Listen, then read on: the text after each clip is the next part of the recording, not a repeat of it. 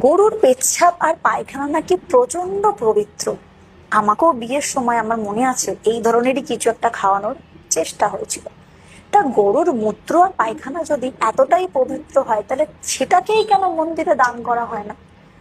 গো তো আমাদের মাতা, গরু তো আমাদের মাতা, কিন্তু এই মাতারই মাংস, গরুর মাংস, বিফ এক্সপোর্টার আমাদের দেশ পুরো পৃথিবীতে দ্বিতীয় স্থানে।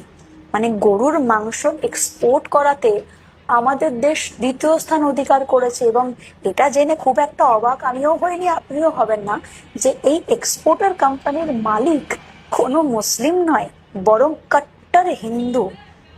মানে লবিবাজিটা কি, রাজনীতিটা কি এর পিছনে? নিজেরা খেও না ভাই, ঠাকুরকে গরুকে পুজো করো, তাকে মা বানিয়ে রাখো, যাতে আমরা চড়া দামে সেটাকে বাইরের দেশে বিক্রি করতে পারি।